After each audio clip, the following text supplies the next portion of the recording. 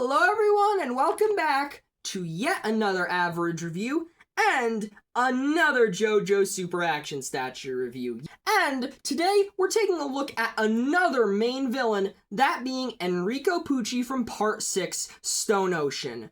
So looking at the box, and it's a standard Super Action Statue fare. This time the box is colored brown. We see Enrico P, the P obviously standing for Pucci. On the side, we see a promo shot of the figure, and on the back, we see more promo shots and the accessories that Pucci comes with. Like I've said in all my other Super Action Statue reviews, I really like the boxes. They're simple, but also pretty premium looking. But come on, the boxes ain't the focus here. Let's get Pucci out of his packaging and hopefully see what the action figure equivalent of heaven is like. Alright, getting Pucci out of the box, and I should mention there's going to be spoilers for JoJo Part 6 Stone Ocean in this video. That goes for literally every single one of my JoJo videos. I always end up, talking spoilers and whatnot.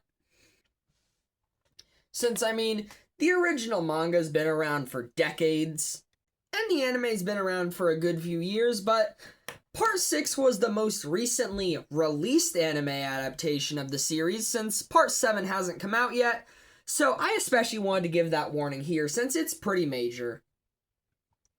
But either way, looking at the actual sculpting and paintwork on this figure of Pucci, and it's pretty dang good.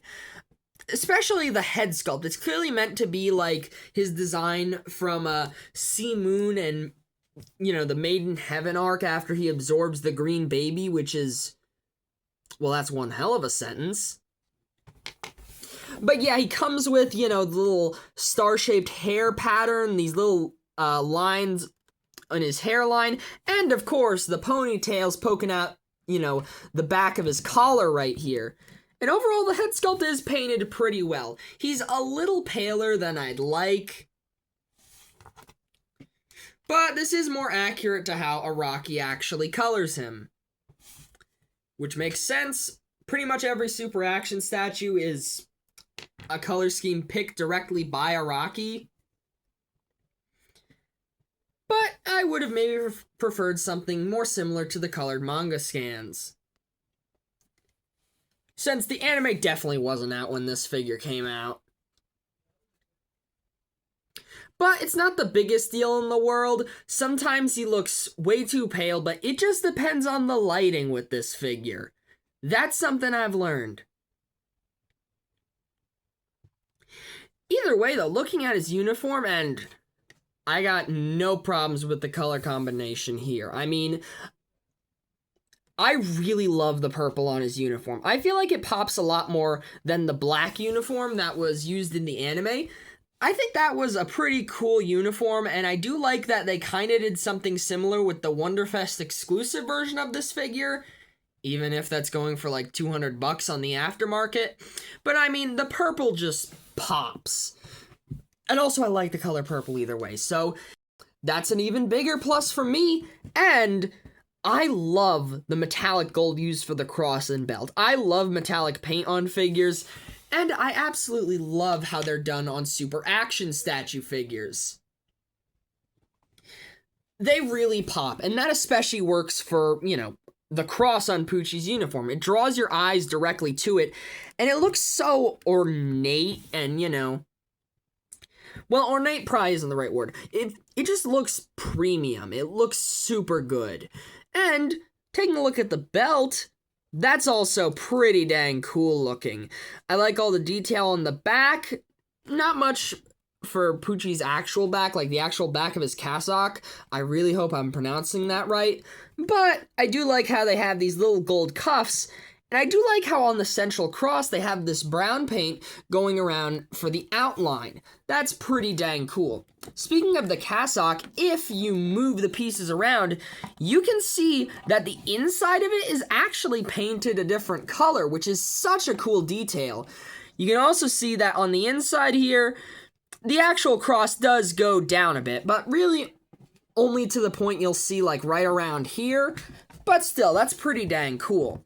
There's also his shoes, which are a nice shade of blue, with More metallic paint, this time being a very, very shiny looking silver on the bottom. And yeah, overall, this figure of Pucci is pretty dang cool. I love the way they did his uniform especially. I've said it 100 times, the cross really pops out, and it's really, really cool. But enough about crosses and cassocks. An important part of a figure is articulation. So let's see the type of movement Pucci can do in these robes. In terms of head articulation, he's got a ball joint on a disc hinge at the base of the skull and a ball joint at the base of the neck. Unfortunately, he can't look that high up into the heavens, but he can look a fair bit down at his heeled foot. And of course, spin his head all the way around and get a bit of tilt side to side, but not much at the neck joint.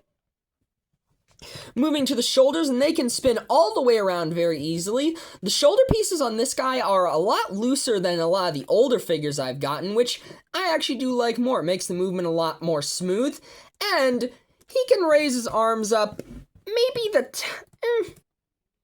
tiniest bit under 90 degrees, but it's pretty much exactly there. He's got double jointed elbows, which get a near perfect bend, along with rotation at both elbow joints, along with wrists that can spin around and hinge in any direction. In terms of torso articulation, he's got a diaphragm joint and a ball jointed waist. He gets this much hunch forward, which is alright, but I feel like it could be better. And this much arch back, which is more than enough. He also gets twisting at both joints and can tilt side to side. Now, I did show it off earlier when talking about the painted details, but his cassock actually has 3 joints. One for the front piece, and some ball joints for the other 2, which do let you move them out of the way so you can get some proper leg articulation.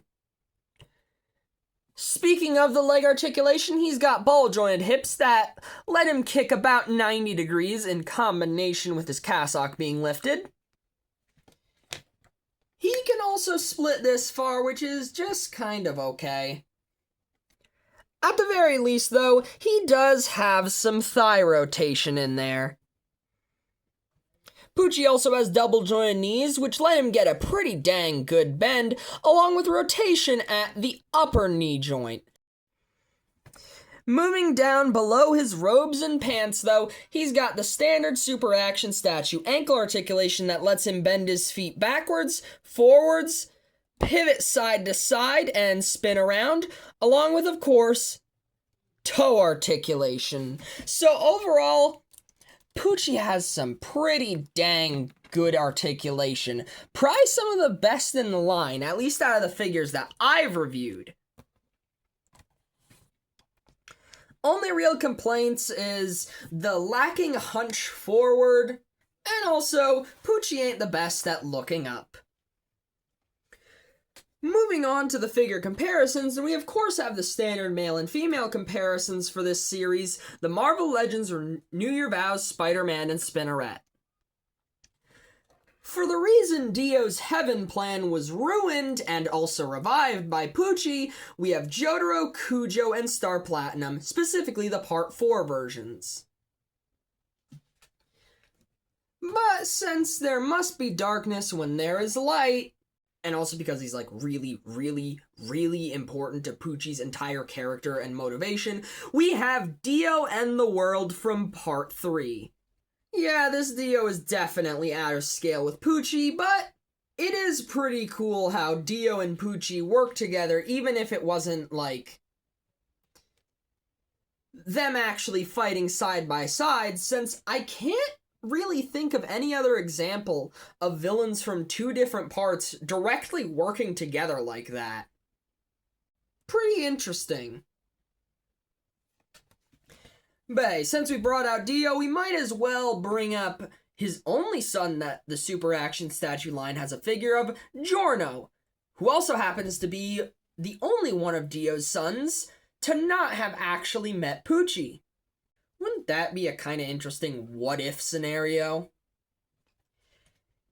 Either way, these two actually scale pretty well, since Pucci would probably be taller than a 15-year-old since he's like nearly 40 in part 6. Yeah, Araki's art style really does wonders for him. Also, since he's the main villain from the previous part, I wanted to bring out Diavolo again. I'm gonna guess that they go to the same tailor for their pants and shoes, since, I mean, they're pretty dang similar with them side by side like this. But, as is tradition for this channel, here's Enrico Pucci from JoJo's Bizarre Adventure Part 6 with Hitmonkey and Goliath. Alright, now that we're done with the figure comparisons, let's get on to the fun part, the accessories. In terms of alternate hands, he comes with the tried and true pair of fists. He also comes with a pair of open hands. He also comes with some more gestury open hands. This kinda fisted, kinda open left hand. And this open hand, which seems pitch perfect for holding discs. Which is exactly what he comes with, but it's a bit more interesting than just some prints on a piece of plastic. You see, the discs are actually pieces of clear plastic without any printing on them, but this figure comes with a set of holographic stickers for the discs of both Weather Report's memory and stand discs. I'm not exactly sure why they did this instead of just printing the discs normally, but I would assume it's so that if you have your own holographic sticker printer, you can make literally any stand or memory disc. Which would be a pretty cool idea, admittedly. And after putting the stickers on, I gotta say, this is pretty dang cool looking. I love the fact that they used holographic stickers for this. It just makes sense for, the discs. And the printing is pretty top-notch. Pucci's stand Whitesnake actually comes with the memory discs of Jotaro and Star Platinum, so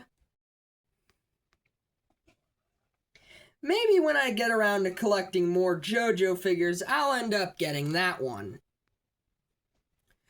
Pucci also comes with an alternate yelling head, and I gotta admit, this is probably my least favorite alternate Super Action statue head. Well, out of the ones I own at least. I don't know, something about it just seems a little off, but it isn't terrible looking.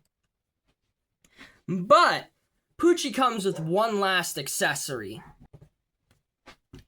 and it's probably the greatest accessory to come with any Super Action statue. No, any action figure ever. That really cool hat Pucci wore in, one scene. I mean, it is a really cool hat. I will say, though, I wish the hat on this figure was actually purple so that it matched better with, his actual, robes.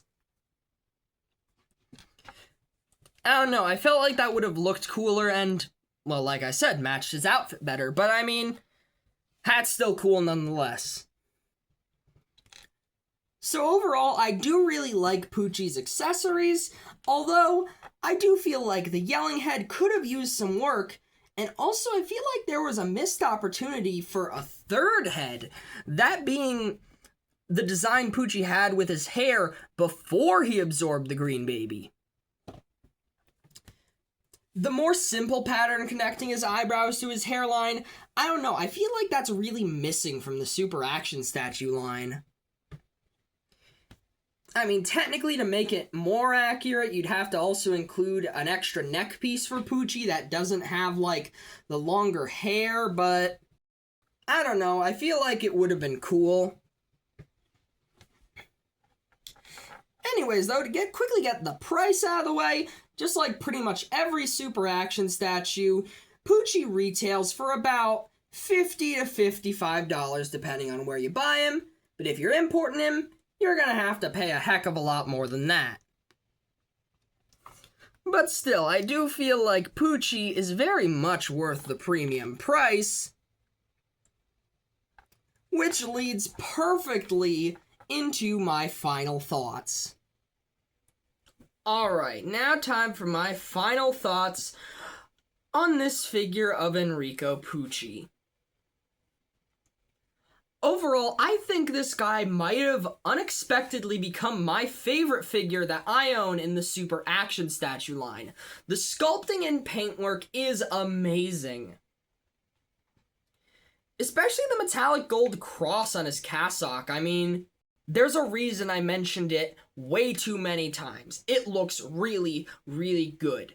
The articulation is pretty dang spectacular. And the accessories are top-notch. But I do have a couple minor complaints, well, one complaint that's a bit major actually, that hold this figure back a bit. The major complaint is that the hunch forward ain't really great at all.